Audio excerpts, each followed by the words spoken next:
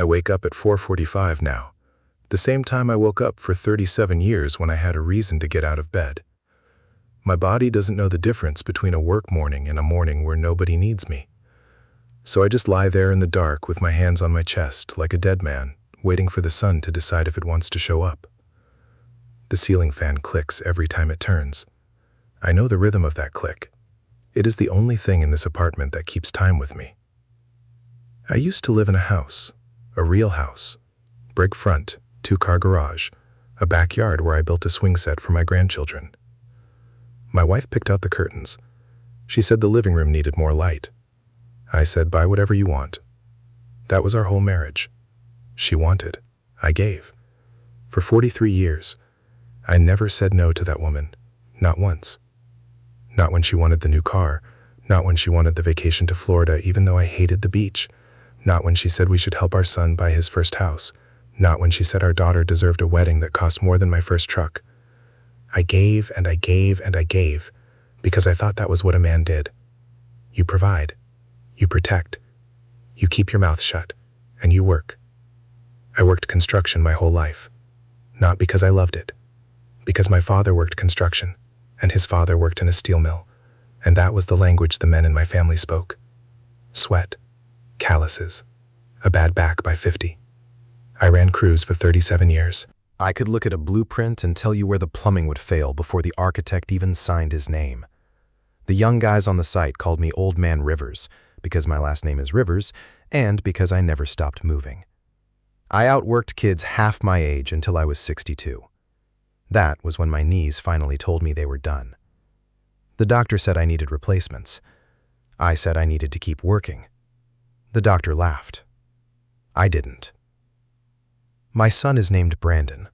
He is 38 years old.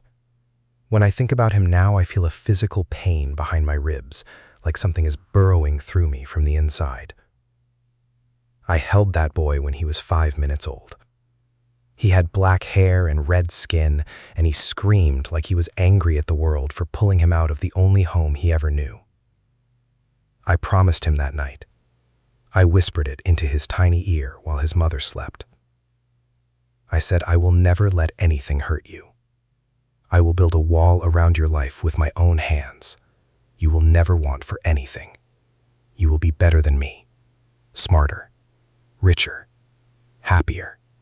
I will make sure of it. And I did. I worked every overtime shift they offered. I worked holidays. I worked when I had the flu. I worked when my back went out and I had to strap a heating pad around my waist under my work pants. I put Brandon through college, a private school, $32,000 a year. I remember writing those checks. My hand would shake a little because that was real money. That was new roof money. That was retirement money. But I wrote them anyway. I told myself it was an investment. He would graduate, he would get a good job, he would be somebody, and then he would remember who carried him there. He graduated. He got a job at a marketing firm in the city. He met a girl named Lauren. She had long blonde hair and a sharp smile, and she called me Mr. Rivers in a way that made me feel like I was being interviewed for a position I didn't know I applied for. Brandon loved her, so I loved her. That is how it works. When your child picks someone, you open your arms and you hope to God they picked right. Lauren came from money. Her father was a developer. Big houses, big cars, big opinions about people who worked with their hands. The first time I met him, he asked me what I did for a living, and I said construction. And he said, "Oh, how interesting." And then he turned away and started talking to someone else about golf. I don't play golf. I never had time to learn. I was too busy building the houses that men like him sold. Brandon changed after he married Lauren. It was slow at first, like watching a river carve a new path. One day you look up and the water is running somewhere else, and you don't even remember when it happened. He stopped coming to Sunday dinners. He said they were busy. He stopped calling on my birthday. He would text instead. "Happy birthday, Dad." 3 words. No heart, no memory. Just a notification on my phone that my son was still alive, and still thought about me for exactly the 7 seconds it took to type that sentence. My wife, Carol, said I was being too sensitive. She said boys grow up. They have their own lives. You can't expect them to hang on your every word forever. I wanted to believe her. I wanted to believe that the distance was normal, that every father felt this slow erasure, that every man who gave his whole life to his family ended up sitting in a quiet house, wondering where the noise went. But Carol was already gone by then. Not physically. She was still there, still making dinner, still watching her shows, still sleeping in the same bed. But something had left her. Something had turned off. She looked at me differently, like I was furniture she had grown tired of, like she had memorized every scratch and stain, and she was just waiting for permission to throw me out. I found out about the affair in September. It was a Tuesday. I had gone to the pharmacy to pick up her blood pressure medication. I left my phone on the kitchen counter by accident. When I got back, she was standing over it with her hand pressed to her mouth. I asked what was wrong. She said nothing. She said she was just looking for her own phone. But I saw the way she put mine down, face down, like she was hiding something that was still glowing on the screen. That night, I waited until she fell asleep. I had never looked at her phone before. Not once in 43 years. I trusted her the way you trust the ground under your feet. You don't question it, you don't test it, you just assume it will be there. I took her phone off the nightstand. Her password was our anniversary, May 14th, 0514. I typed it in, and the phone opened like a door I was never supposed to walk through. The messages were with a man named Gary. He was her tennis instructor, a retired dentist, divorced, tan. The kind of man who wore white pants and thought he was interesting because he had been to France twice. The messages went back 2 years. 2 years of "Good morning, handsome," and "I can't stop thinking about you," and "Last night was perfect." I read them all. Every single one. I sat on the edge of the bed in the dark while my wife slept next to me, and I read the destruction of my marriage, one text at a time. There was a picture. Gary, shirtless, standing in front of a mirror in what looked like a hotel room. The message above it said, "I wish you were here." Carol had replied with a heart emoji and the words, "Me too, baby." I put the phone back. I lay down next to her. I stared at the ceiling, and I did not sleep. I just listened to her breathe, and I thought about every morning I had kissed her forehead before I left for work. Every time I had carried the heavy grocery bags so she wouldn't have to. Every time I had held her hair back when she was sick. Every time I had said, "I love you," and meant it with every broken, tired bone in my body. I did not confront her right away. That is the part that people don't understand about betrayal. The shock is not a scream. The shock is a silence. Your brain shuts down certain functions to protect the rest of you. You move through the world like a ghost. You answer questions, you make coffee, you say good morning, but you are not there. You are floating 6 inches above your own body, watching a man who looks like you pretend that everything is fine. I waited 3 weeks. I wanted to be sure. I wanted to see if there was any part of her that would confess on her own, any part that still respected me enough to tell the truth. She didn't. She just kept living her life, going to tennis on Tuesdays and Thursdays, coming home with flushed cheeks and a smile that made me sick. She told me Gary was a good teacher, very patient. She said he really understood her body and her limitations. I sat across from her at the dinner table, and I nodded, and I wanted to put my fist through the wall. When I finally confronted her, it was a Sunday afternoon. Brandon and Lauren were supposed to come for dinner. They canceled. Something came up. Something always came up. So it was just the two of us. The house was too quiet. The food was getting cold on the stove. I looked at Carol across the table and I said, "I know about Gary." And her face did something I had never seen before. It didn't fall. It didn't crumble. It hardened. She looked at me like I was a stranger who had just accused her of something she had every right to do. She said, "What do you know?" I said everything. I saw the texts. I saw the picture. I know about the hotel. She didn't cry. She didn't apologize. She sat back in her chair, and she crossed her arms, and she said, "You work too much. You were never home. You were always tired. You stopped talking to me years ago." I said I was working for us, for our family, for our son, for this house. She said I didn't ask for any of that. I said, you asked for everything. Every car, every vacation, every renovation. You asked, and I gave, and I never complained. She said that was your choice. I didn't make you do anything. That was the moment I realized I had been married to a stranger for 43 years. The woman I loved did not exist. She was a story I told myself, a character I invented to make the sacrifice feel meaningful. The real Carol was sitting across from me with cold eyes and a harder mouth, and she had already left me long before Gary ever sent that first message. She moved out 2 weeks later. She took the good car and the good furniture and the dog. She left me the house that was too big and the bed that was too empty and a stack of unpaid credit card bills I didn't even know existed. $57,000. She had been charging things for years, department stores, home shopping networks, little purchases that added up to a mountain I was expected to climb. I called Brandon the night after she left. I needed to hear my son's voice. I needed him to tell me everything would be okay. He answered on the fourth ring. He sounded annoyed. He said, "What's up, Dad?" I told him about Carol, about Gary, about the money. There was a long silence. Then he said, "I have to be honest with you.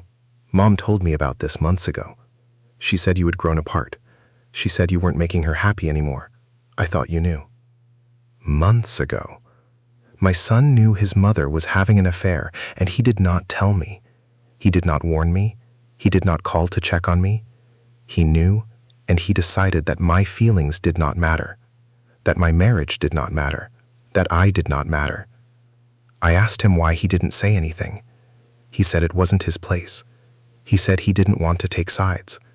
I said, "I am your father." He said, "You are both my parents." I said, "I raised you. I paid for your school. I built you a room in this house. I held you when you were scared. I taught you how to drive." He said, "I know, Dad. I appreciate everything you did, but Mom deserves to be happy too."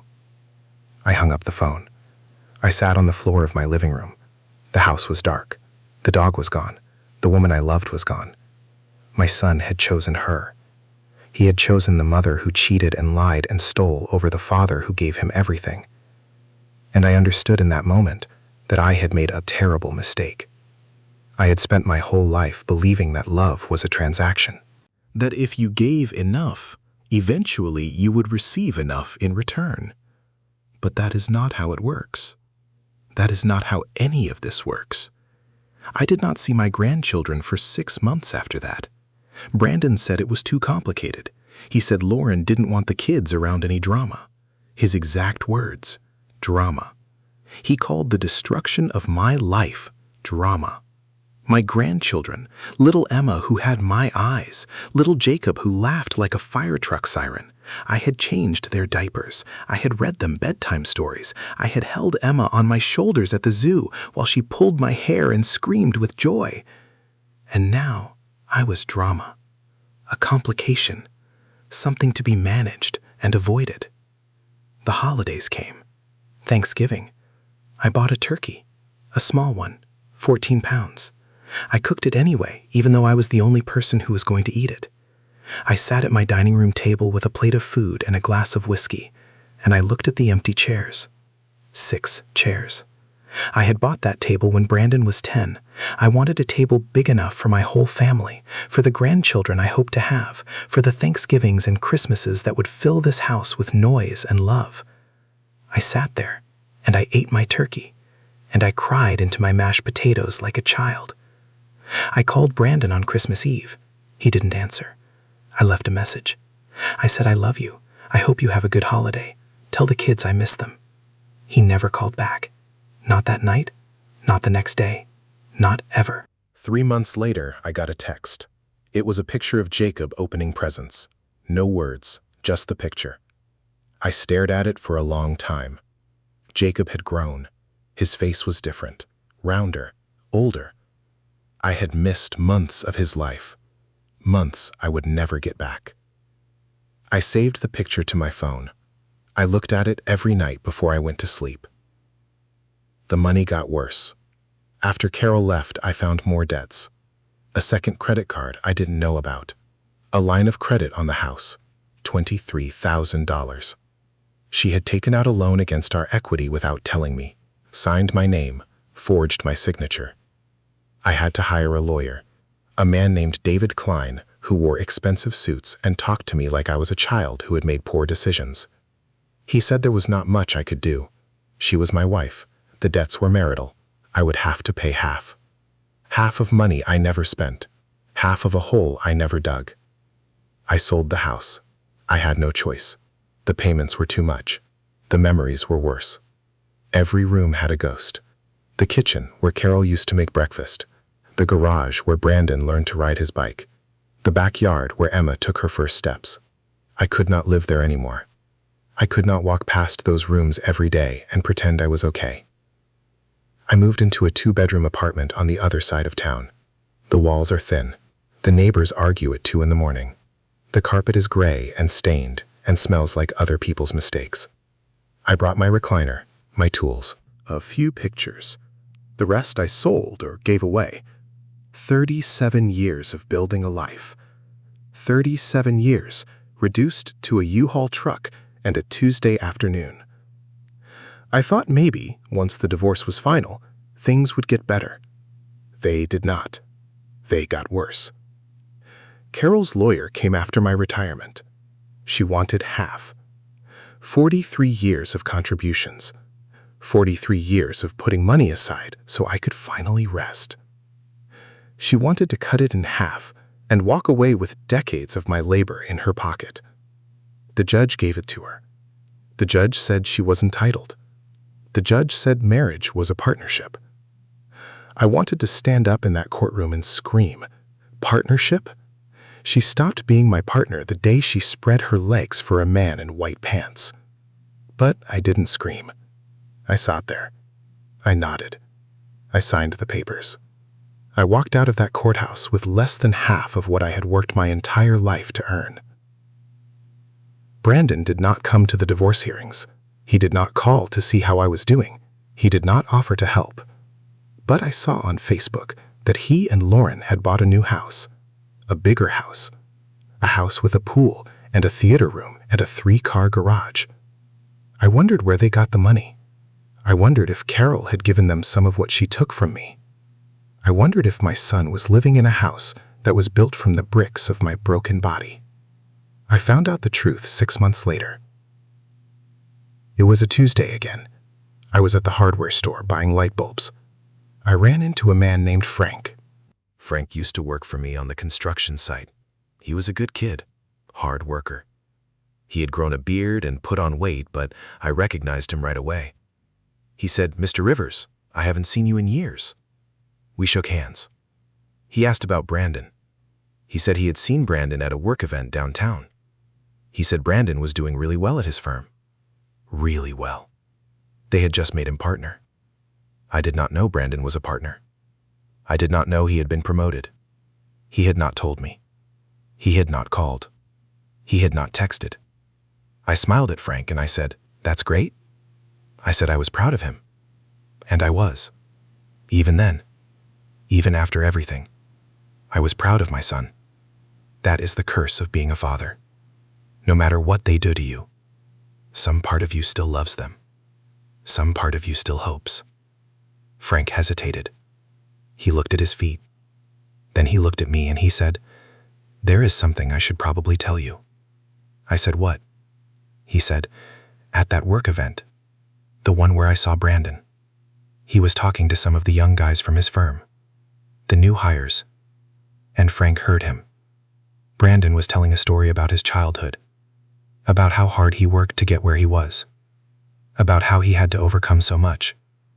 And someone asked about his family, about his father. And Brandon laughed. He said his father was a janitor. He said his father cleaned buildings for a living. He said his father never understood the business world. He said he had to teach himself everything because his father couldn't help him. A janitor. My son told his colleagues that I was a janitor, not a construction foreman, not a man who ran crews and read blueprints and built the actual physical structures where those young men sat in their fancy offices. A janitor. Someone who pushes a broom and empties trash cans. Someone who is beneath them. Someone who is invisible.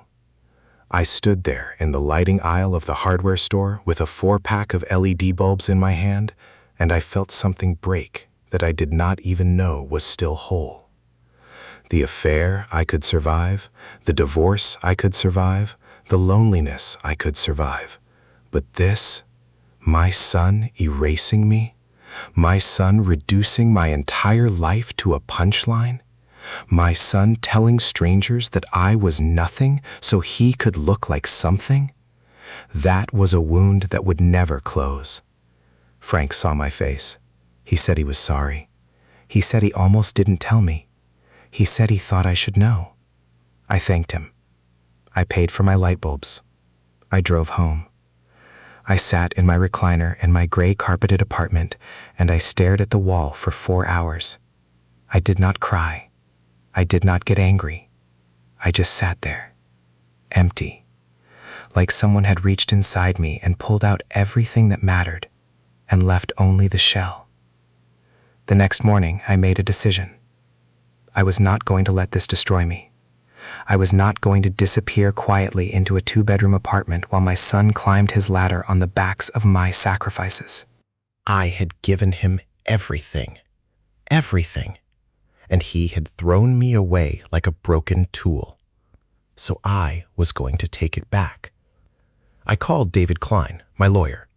I told him I wanted to talk about the money I had given Brandon over the years, the college tuition, the down payment on his first house, the car I bought him when he graduated, the loans I had given him that he never paid back. David said there wasn't much I could do legally. Gifts were gifts. But I told him I had kept records. I had kept every canceled check, every bank statement, every handwritten note where Brandon promised to pay me back. I had kept them in a box in my closet because I was raised to keep records. My father taught me that. He said, "Son, you never know when someone might try to take what is yours." David came over to my apartment the next week. I showed him the box. 3 decades of receipts. $47,000 in college tuition. $15,000 for the down payment. $12,000 for the car. $8,000 in various loans that Brandon had asked for over the years. For a business idea, for a medical bill, for a trip he said would help his career. None of it was ever paid back. David looked at the box, and he looked at me, and he said, "This isn't a legal case. This is a family tragedy." I said, "I don't care what it is. I want him to know. I want him to see every dollar. I want him to sit across from me and explain why he was ashamed of a father who gave him everything." David agreed to write a letter. A formal letter, on legal letterhead. It listed every payment, every promise, every broken agreement. It ended with a request, a meeting, a conversation, a chance for Brandon to explain himself before I decided what to do next. David said the letter would probably not accomplish anything legally, but he said it might accomplish something else. He said it might make Brandon feel something. And that was all I wanted. I wanted my son to feel something, even if that something was fear. I drove the letter to Brandon's house myself. I did not mail it. I wanted to hand it to him. I wanted to see his face. I parked across the street from his new house, the house with the pool and the theater room and the 3-car garage. It was a Saturday morning. The sprinklers were on. The lawn was green and perfect. There was a minivan in the driveway with a sticker on the bumper that said, "My kid is an honor student." I sat in my truck and I watched my son's life. The life I had paid for. The life I was not allowed to be part of. He came outside to get the mail. He was wearing sweatpants and a t-shirt. He had his phone in his hand. He looked happy, relaxed, like a man who had never broken his father's heart. I got out of the truck. I walked across the street. He looked up and saw me, and his face changed. Not surprise, not guilt. Something else. Something colder. He said, "Dad, what are you doing here?" I handed him the envelope. I said, "Read this." He looked at the legal letterhead. He looked at me. He said, "What is this?" I said, "It's a list. Everything I ever gave you. Everything you never paid back. Everything you pretended never happened while you told your friends I was a janitor." His face went white, then red, then white again. He said, "How did you find out about that?" I said, "It doesn't matter how I found out. It matters that you said it. It matters that you are ashamed of me. It matters that I worked every holiday and every weekend and every overtime shift so you could stand in front of your colleagues and lie about where you came from." He said, "That wasn't what I meant." I said, "What did you mean? Tell me. Explain it to me like I'm a janitor. Use small words." He didn't have an answer. He just stood there with the envelope in his hand and the sprinklers clicking in the background and the sun coming up over the house that I had helped him buy. Lauren came to the door. She was holding a coffee mug. She looked at me and looked at Brandon and she said, "Everything okay?" Brandon said, "Go back inside." She didn't move. She just stood there with her eyes on me like I was a threat. Maybe I was. Maybe after 40 years of being safe and predictable and invisible, I was finally something to be afraid of. I said, "I want a meeting. You and me, and your mother, and a lawyer if you want one. I want to sit down and look at every dollar and decide what happens next." Brandon said, "You can't take gifts back." I said, "These weren't gifts. These were loans. You said you would pay me back." You wrote it down. I have the notes. He said that was different. I said it's not different. Money is money. A promise is a promise. And a son who lies about his father is not a son at all. I walked back to my truck. I drove away. I did not look in the rearview mirror. I did not want to see my son standing in his perfect driveway, holding a letter that told the truth about who he really was. The meeting happened 2 weeks later. Carol came. She sat on the other side of the table from me. She had dyed her hair. She looked younger, happier. Gary was not there, but I could see his influence in the way she held herself, more confident, more entitled, like she had won something. Brandon sat next to her. Lauren was there too. She brought a notebook and a pen, and she wrote down everything I said like I was testifying against myself. I brought the box, the whole box. I emptied it onto the table. Canceled checks, bank statements, handwritten notes on napkins and envelopes and scraps of paper. Brandon owed me $82,000. $82,000 that I would never see again. But that was not the point anymore. The point was the truth. The point was the record. The point was that no matter what happened next, my son could never say, "I didn't do enough." Carol spoke first. She said, "You are being dramatic. You always were dramatic." I said, "I am being honest, something you wouldn't understand." She flinched. Good. I wanted her to flinch. I wanted her to feel 1/10 of the pain I had felt reading those text messages in the dark. Brandon said he would pay me back. He said he would set up a payment plan. I said, "I don't want your money." He said, "Then what do you want?" I said, "I want you to tell your colleagues the truth. I want you to call them right now, put it on speaker. Tell them your father was not a janitor. Tell them your father was a construction foreman who worked his hands to the bone so you could have a life he never had.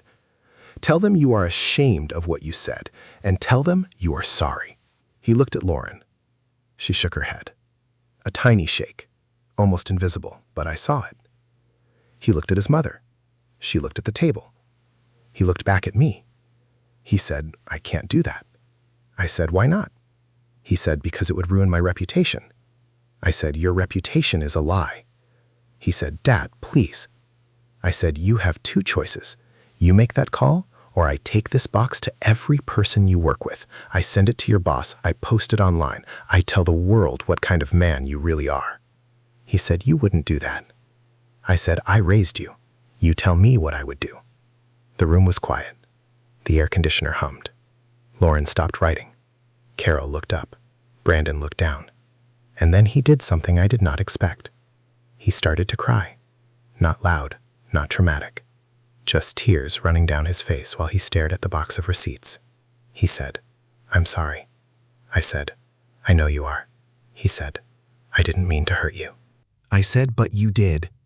He said, I know. I said, you hurt me more than anyone has ever hurt me, and I have been hurt by people who were supposed to love me. Your mother, your wife, but you were my boy. You were the one person I thought would never turn on me. He didn't have an answer. There was no answer. Some things cannot be fixed with sorry. Some wounds do not close. Some sons break their fathers in ways that time does not heal. I stood up from the table. I left the box there. I said, keep it. Keep the receipts. Keep the memories. Keep the knowledge of what you did. I hope it keeps you warm at night.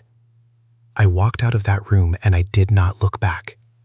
Not at Carol. Not at Lauren. Not at my son. I walked to my truck, and I drove to my apartment, and I sat in my recliner and looked at the wall for a very long time. The ceiling fan clicked. The neighbors argued. The gray carpet smelled like other people's failures, and I realized that I was one of them now. A failure, not because I didn't work hard enough, or love enough, or give enough, but because I had believed that giving was the same as being loved. And it is not. It never was. It never will be. That was 3 years ago. I am 71 now. My knees are worse. My hands shake in the morning. I drink coffee from a mug that says World's Greatest Grandpa, even though I have not seen my grandchildren in 2.5 years. I keep the mug because Emma bought it for me. She was 6. She picked it out herself. Her mother tried to get her to pick a different one that said Best Grandpa, but Emma wanted the one that said Greatest. She said I was the greatest. I believed her. I still have my tools. They hang on the wall of my apartment. I look at them sometimes. The hammer I used to build Brandon's treehouse. The level I used to hang pictures in Carol's kitchen. The saw that cut the wood for Emma's swing set. They are just objects now. Metal and wood and rubber. But they hold ghosts. Every tool has a memory. Every memory has a weight. And every weight sits on my chest like a stone. Brandon calls me once a month now. He says he wants to rebuild our relationship. He says he is in therapy. He says he understands now how much he hurt me. I listen. I say, okay. I say, I am glad. But I don't feel anything when I hear his voice. Not love, not anger, not even sadness. Just a hollow where those feelings used to live. He killed them. He and his mother and his wife. They killed the part of me that believed in family.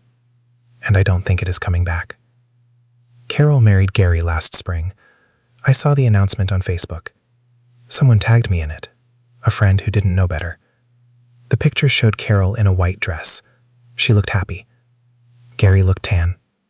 They were standing on a beach somewhere warm. I scrolled past it. I did not comment. I did not react. I just kept scrolling.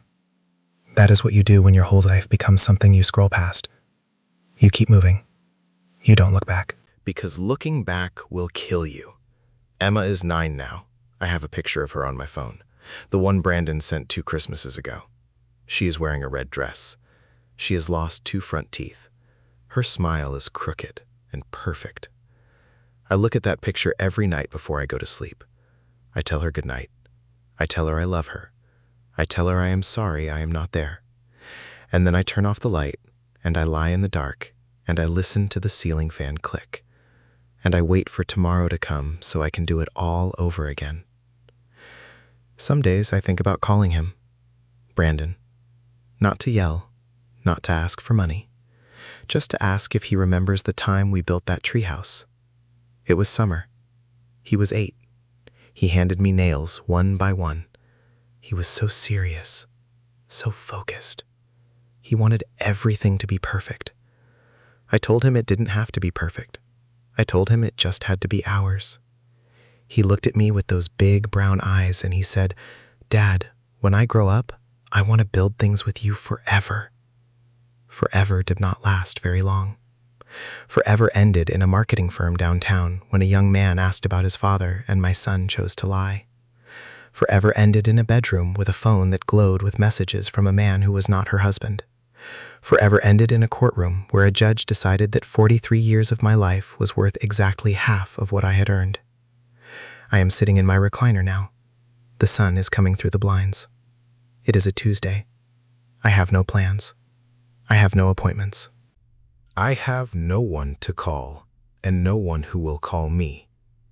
The coffee is cold. The mug says "World's Greatest Grandpa." The picture of Emma is on the table next to me. She is still smiling. She does not know what happened. She does not know that her father broke her grandfather into pieces that will never fit back together. Maybe one day she will ask. Maybe one day she will wonder why I disappeared. And maybe one day someone will tell her the truth. But I will not be the one to tell her. That is not my job anymore. My job was to protect her, to love her, to build her a swing set and push her higher than she had ever been. And I did that. I did my job. I did everything I was supposed to do. And at the end of it all, I learned the only lesson that matters. You can give someone everything. Every dollar. Every hour. Every heartbeat. And they can still decide you are not enough. The fan clicks. The sun moves. The day passes. And I sit here, waiting for nothing. Because nothing is what I have left. And nothing is what I deserve for believing that love was a transaction. It was not. It was a donation. And I donated everything to people who never signed the receipt.